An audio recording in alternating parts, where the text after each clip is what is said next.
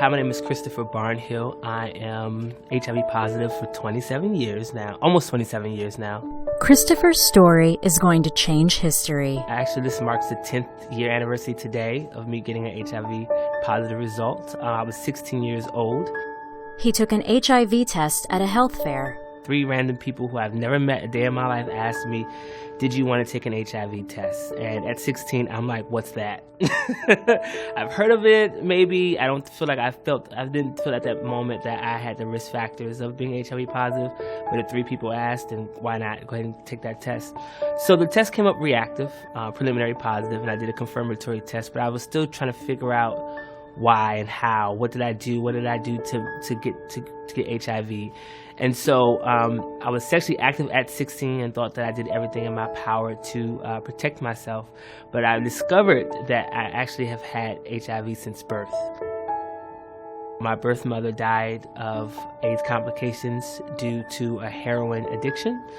And I guess I was born in 1987. I don't believe at that time they were really testing babies for HIV or even having treatment options for them. And so I kind of fell through the cracks of HIV treatment.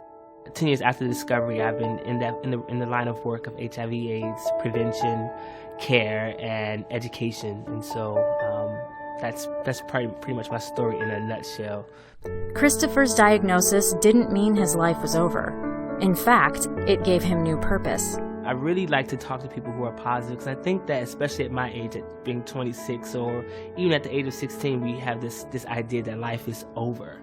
And I think that I want to share with anyone that I come across that life with HIV almost kind of like just begins. You really get to kind of understand yourself intimately, understand who you are internally. And I think that, I know this sounds very weird, but like I think in terms of me and my diagnosis, I really got to understand my body and the way it operates and the way I think in a whole new way that I probably would never have ever imagined if I was not positive. Christopher's can-do spirit made him a go-to speaker for HIV/AIDS awareness and prevention forums.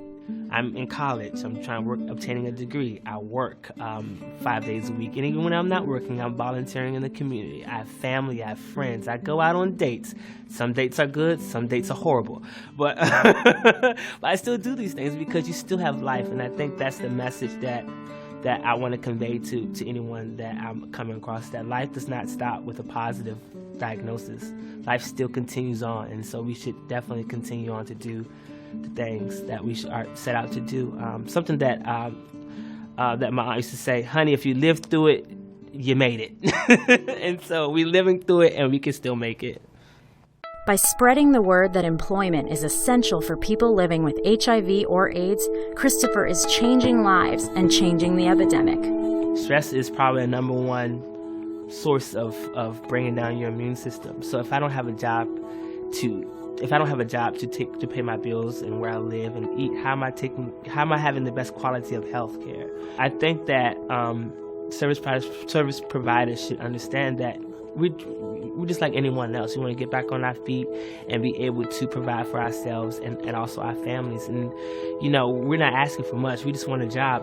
Christopher's voice speaks for countless people living with HIV/AIDS.